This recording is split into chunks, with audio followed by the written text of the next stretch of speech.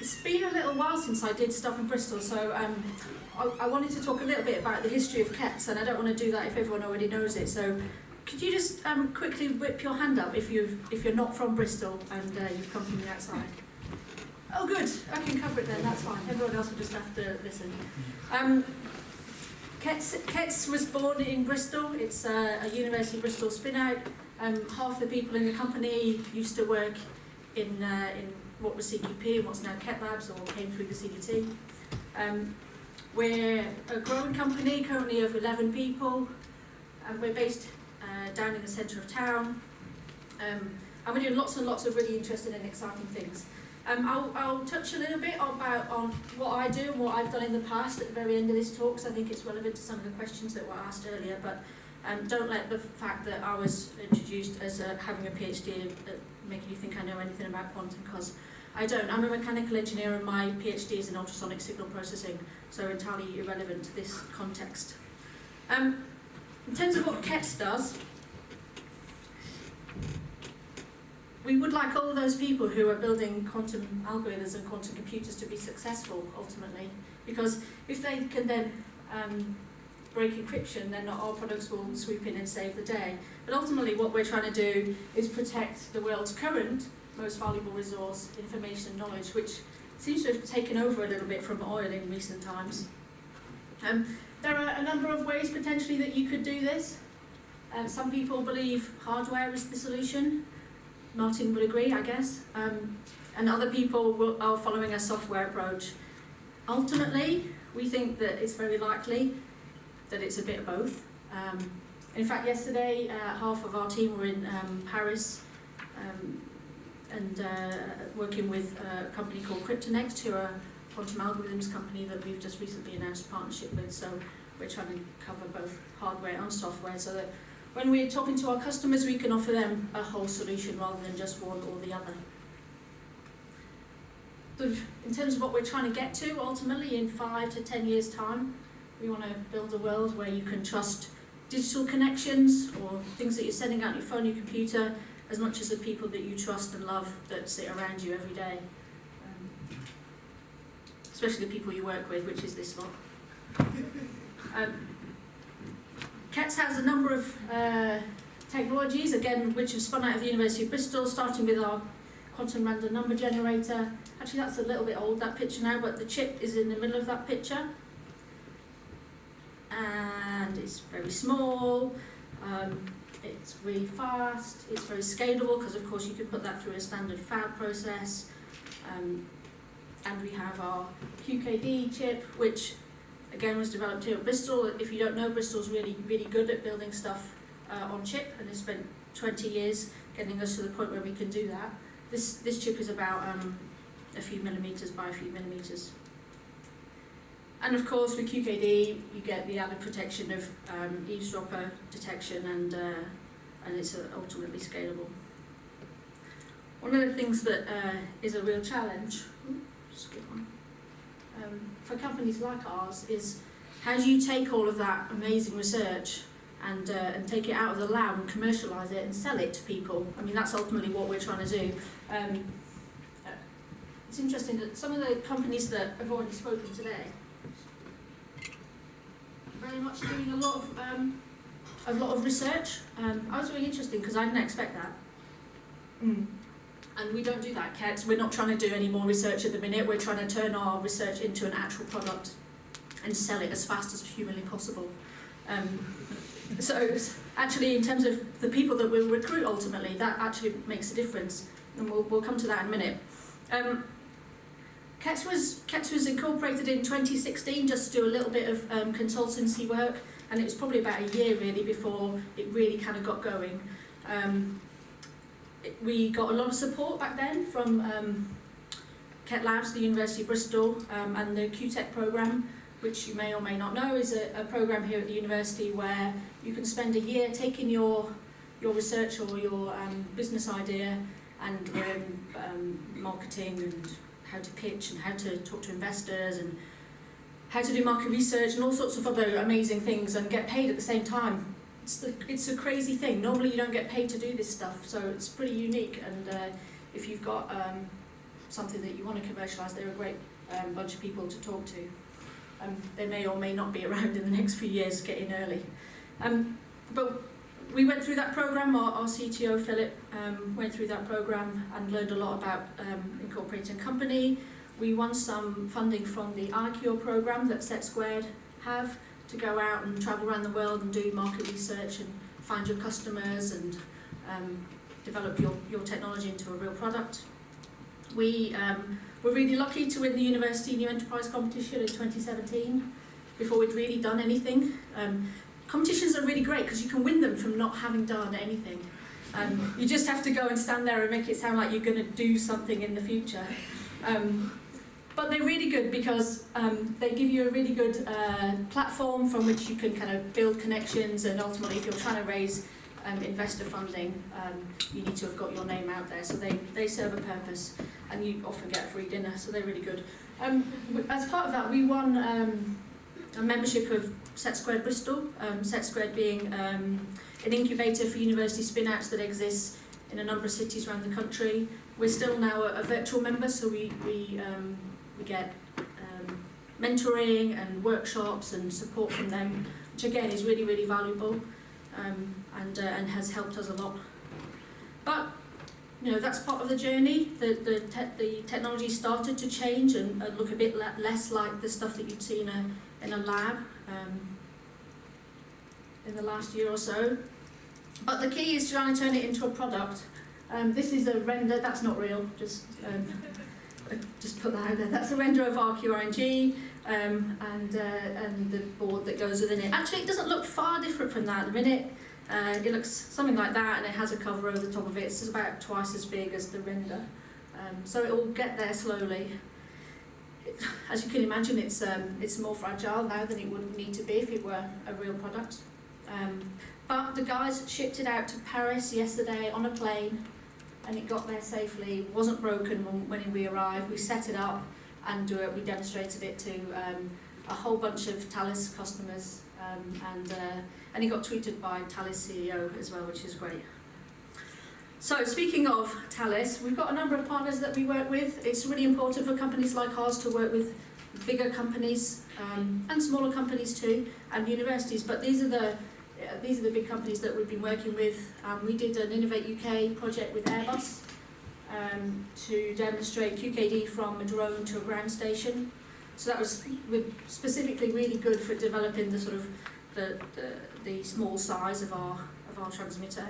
Everything that you see in the lab is kind of big, and ultimately what we're trying to sell is something very small. So we spent quite a lot of money and time on shrinking down our stuff into something that could fly. We've been working with BT on another Innovate UK project, Aquasec, and trying to figure out how exactly we might implement and sell these systems to their end users, people that use their backbone network and other such things. And more recently, we've been working with Thales on something called the Cyber at Station F program, which is a Paris-based incubator for cybersecurity startups who want to work with Thales long term. That's been really, really successful. We've spent 6 months on that project, and it came to fruition yesterday. And like I said, half the team were out in Paris. They gave a talk. We've formulated this partnership with Kryptonex, the algorithms company, through that program, and we expect to be working with Thales in the long term. But we also expect to be working with the others. There are a whole bunch of other projects on the go, too many for me to keep up with because Jake's really good at writing proposals. And we also have a very short-term project at the minute with UK Space Agency, and we've got a really great student from UCL come in to work with us for 3 months on that project. The application that he's working on is super secret, so he gets to be like the super important person in the room, and he can't tell the other people the things that he's doing, but it's really exciting and really interesting. Of course, you can't do that unless you build a bunch of people around you, so here's our team. top left is Chris, our CEO, who likes to just sort of gallivant around the world giving talks and telling people about what we do. He and I work quite closely together. He kind of faces outwards and talks to people, and I face inwards and manage our money and our team and all of the other things that come along with that. At the minute we have a high proportion of people with PhDs, but I don't expect that to continue in the long term. Rob, who's our youngest member of the team, is a software engineer. How do we get this to the point? There. This is Rob, he's our software engineer. He doesn't have a degree. He started a chemistry degree, he left chemistry, he was really interested in software engineering. He basically taught himself and then did a HND in software engineering. He's learned as he went along. He's really smart, he's really good at what he does, and we wouldn't be able to get our kit out into the world without his work in it. So you don't have to have a PhD to come work for KETS. We have a mixture of software engineers. These guys are software, and these guys do hardware. Itano's a hardware engineer. Again, they don't have PhDs, their background is in electronic engineering. It's from industry, and I'd expect that sort of side of our team to grow very quickly, as well as the quantum stuff. So, in answer to whatever question there was out there earlier about do you have to do a PhD or can you do other routes, for us, absolutely you can do other routes. It was pretty easy for us to recruit quantum people. It was really difficult to recruit non-quantum people who had the right skills. So really good engineers in general are hard to find. The sorts of things, we're based down in One Cathedral Square, which is where QTIC is that Stasha was referring to earlier.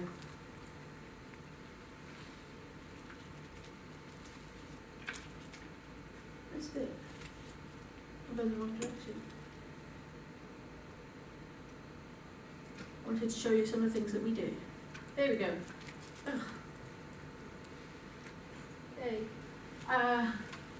What do you get up to on a daily basis in a small quantum company? Well, you spend time in the lab trying to shrink the technology and turning it into a product. You go and you give talks to people in industry. You go to events and you stand on the stand and you talk to people for 2 days about what we do, and you say the same thing 50 times. You've got to be prepared for that sort of thing. We do get to go to nice awards things. There's a lot of things around for startups and awards, and it's not always other people that put you forward for that. Sometimes you've got to put yourself forward. I took Rob, our youngest engineer, to London to the Barclays Entrepreneur Awards, which we got shortlisted for nationally, which the guys at Barclays put us forward for. He'd never been to anything like that in his entire life, and Trevor McDonald gave the awards out. We didn't win, but we had a fantastic time. We go rowing on the river sometimes, and we stand up and we talk to each other occasionally in the office as well. I sent the guys a WhatsApp last night and said, can some people please message me with some 1 to 3 word summaries of what it's like to work in KETS, please. I said I'll show them warts and all, so send me whatever you've got. And I got a few back, so I thought I'd chuck them on here for you. Tough, challenging, never boring. That's fair. Actually, that came from Chris. Fun and focused, yeah, absolutely. You have to be focused on what you want to achieve, but there's no way you can maintain that level of focus unless you have a bit of fun along the way. So we try and make sure we do a bit of that. Motivating, creative and friendly, I think came from one of our engineers, and I think that's also a fair summary. You really do need, in a small company, to be motivated to do what you do, because you're often doing the work of 3 people. Turning a technology into a product, you do have to be really creative. The potential applications of this technology could be endless, and how do you figure out how you might do that and what they all are? So you absolutely have to do that. And of course, you've got to be kind to your workmates, otherwise you'll never get through the day. I was thinking a little bit about the future and what sort of people we would be recruiting in the future and what sort of skills you might need. Go through a CDT, and I'd hope that people like Pete Turner, who came late, would be giving you some of these skills. Of course you need to have your quantum knowledge if you're going into a quantum company. That's going to be a given, especially if they've got an R&D stream. but there are other things that are equally as important, and as the company grows will become, you know, more important. So when I'm recruiting people in our next round, and hopefully we'll have space for another 15 people in a year's time because we'll have raised a load more money, I'm going to be looking for them to be creative, to figure out what applications we can put our technology into. Is it MaxEC? Is it a satellite? Is it a mobile phone network? Is it whatever it could be? Needs creativity. Negotiation. I need people who can negotiate with their peers to say, I need to get this stuff done. Can you do it? No, I haven't got time. You know, I'm doing this other thing. Well, we need to work together to make this happen. So it's not just negotiation with external companies, it's negotiation with the people that you work with to get stuff done. You've got to have some general engineering knowledge. You've got to be able to tinker in the lab and screw in a screw and, I don't know, solder something up if you need to. You've got to solve problems. Software, that came up earlier.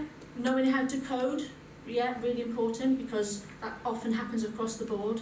But you also might have to interact with somebody else's code. You've got to be able to talk to people. We bring people in all the time. We take people out to work to exhibitions. You've got to be able to tell people what we do, and they've got to be able to understand you at whatever level they're at. You've got to learn new things every single day. There's definitely something about working in a small company that's growing is every day is more. You have to learn something every day. And we need leadership. We need people who can grow with the company, who can gather other people up and take them with them, so can become a team leader, can work across teams, can put their hand up and say the difficult thing when maybe some other people don't want to. Given that, it just so happens that we could do with someone on a bit of a short-term basis. So if anyone is interested in taking up a 3-month secondment or 2-month secondment or something of that nature, to help us with a bit of single photon detector development, that would be amazing. If you do, and I'll be around so you can talk to me about it. Having worked in a lab is a good thing. Having done a bit of programming in C is a really good thing. Having done some data analysis is a good thing. You may or may not have done anything with detectors, that's okay. You'd mostly be working with Gaetano, whose picture is up there, and Phil. Gaetano's a PCB RF engineer who's worked in microwave in the past. You get paid, by the way, also.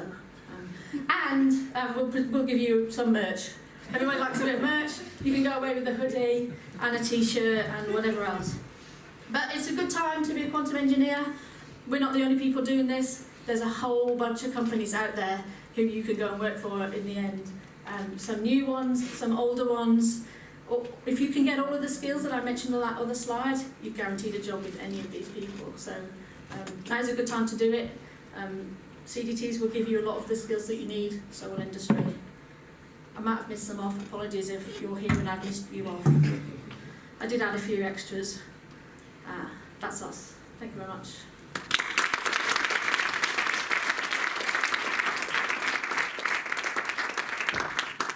Great, thank you very much, Caroline. Do we have any questions from the audience? Oh, just one at the top.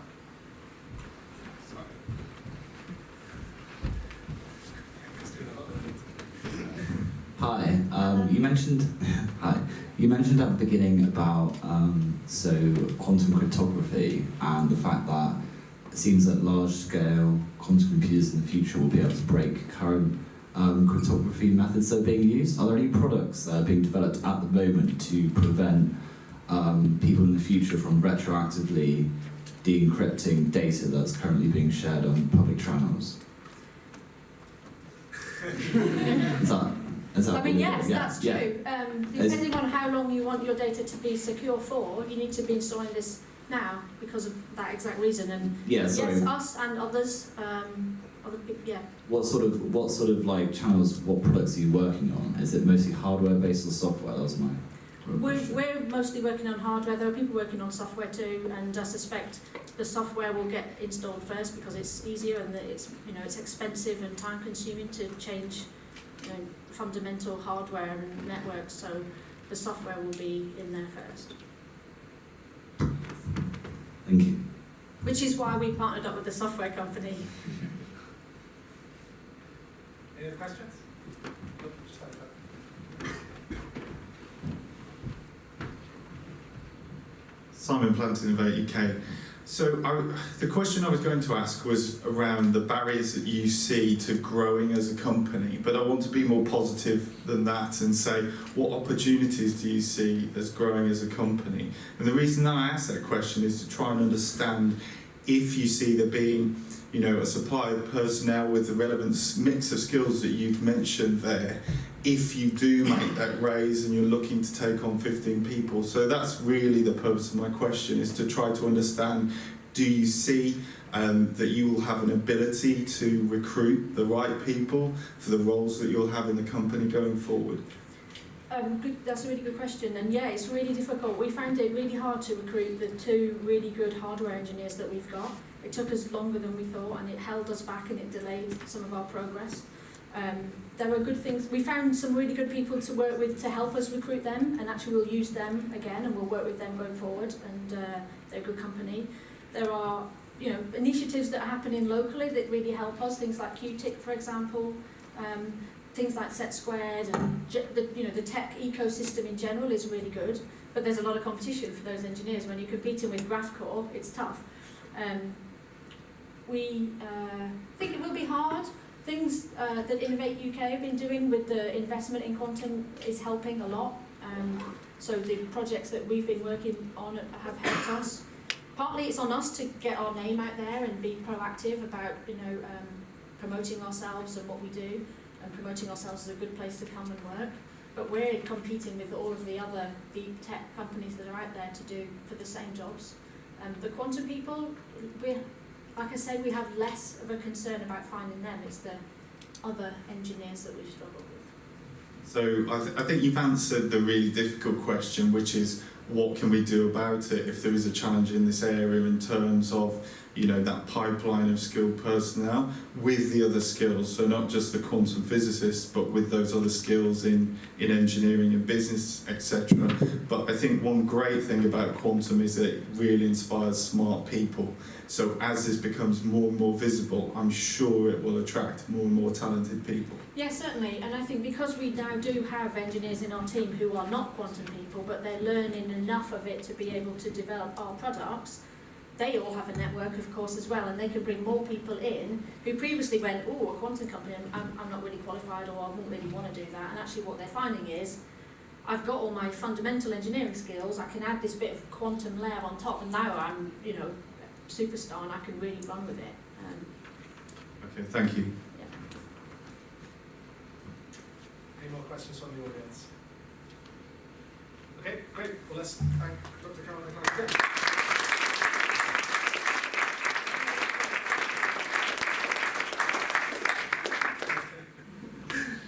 Okay, so